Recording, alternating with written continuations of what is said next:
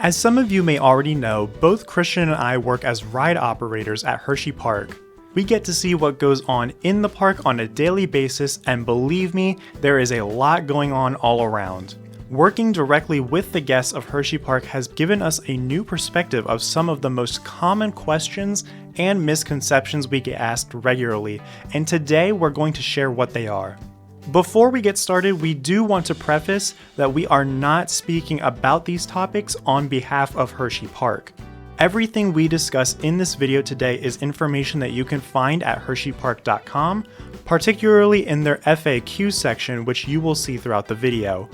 Again, these are our tips based off of the rules and policies Hersheypark has stated on their website for the public to view. We're going to start off strong with loose articles. Every ride has different restrictions when it comes to them and are one of the most important things to take care of when riding any attraction at Hersheypark, as well as other parks across the world.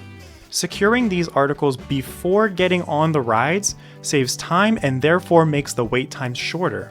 Some rides may require you to store any items in a complimentary locker before waiting in line, like Skyrush and Candemonium. Why does Hersheypark care so much about what the guests are bringing onto their rides? What does it matter to them? Well, bringing loose articles onto attractions causes a concern for safety.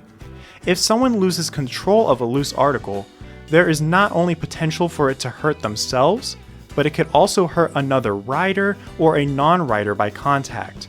The reason Hersheypark operators are there are not only to make the ride work, but to keep the ride safe for all guests wanting to ride them. Loose articles include but are not limited to cameras of any type, cell phones, wallets, purses, stuffed animals, basketballs, prizes, hats, loose-fitting jewelry, glasses, and backpacks. There are a few things that I want to touch on when it comes to some of these things. You can secure your items by placing them in a bag drop at most attractions, or by placing smaller loose articles in a zipper pocket or a button pocket on cargo shorts. When it comes to roller coasters, they are the most aggressive type of ride at any amusement park and are going to have the strictest rules about loose articles. Items that might be allowed on other attractions, such as hats, bags, and glasses, will more than likely be prohibited from being brought onto the coasters. Typically, if you have glasses that have a strap around the back that connects both sides of the glasses, they will more than likely be allowed to be worn on the ride. It's also important to note that the purpose of a guest's glasses makes no difference. If glasses are not allowed and they do not have a strap, they will need to be secured in a bin or a zipped pocket. For the most part, if an attraction has a bag drop, guests that have bags with them will need to store them in the designated bag drop area. Bags include anything from purses, fanny packs, drawstring bags, backpacks, or handbags. Ride operators take care of loose articles frequently, so hopefully more guests at Hersheypark can understand why loose articles are important to take care of. Somewhat going along with loose articles is our next most common misconception. Videotaping, recording, or picture taking of any kind on the rides at Hersheypark is not allowed. Park policy also states that Hersheypark does not allow videotaping on any of their attractions. This goes back to the same premise as the loose articles.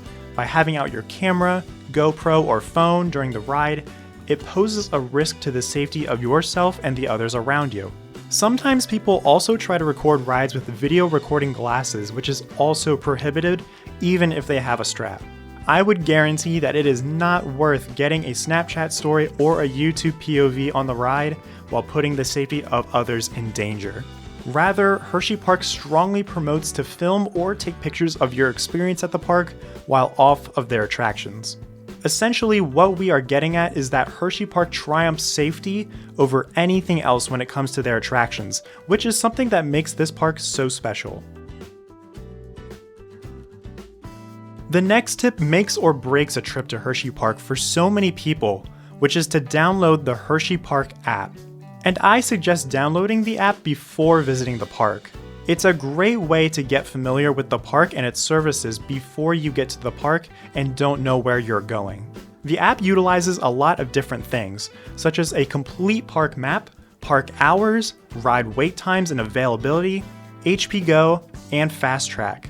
Naturally, many people get lost trying to look for different things throughout the park, which is understandable. I mean, Hersheypark is very big and there is a lot of ground to cover in all directions. That's why having the app to assist you in figuring out where to go is such a huge payoff, especially since paper maps have been discontinued. The wait times update every so often to help guests judge whether or not they're willing to wait in line. Again, I highly suggest that if you haven't already, download this app so that you can explore what all it has to offer. There is a lot to look at and discover that you might not have known before. Our last tip is a big one and usually is something that takes place every week the park is open, and that's rides that close for weather and temperature. Unfortunately, not every day is warm and sunny at Hersheypark, and that causes some rides to close for a period of time. Hersheypark's website has a really good and detailed description of what varying degrees of weather and temperatures cause certain rides to close. You can go through and read those descriptions from the link in the description.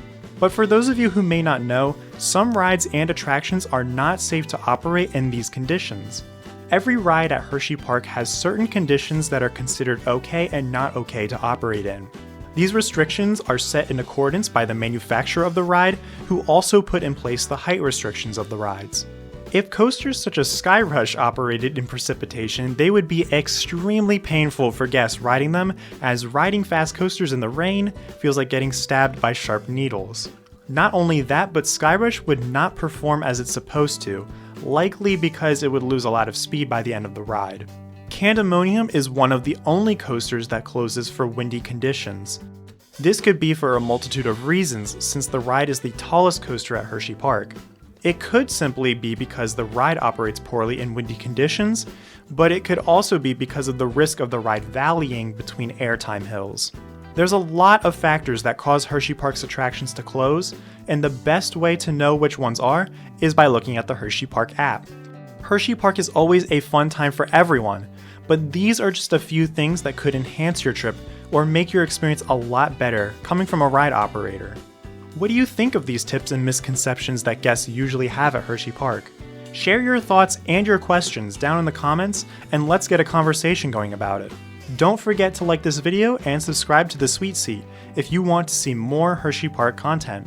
Thank you so much for watching, and we'll see you guys in the next video.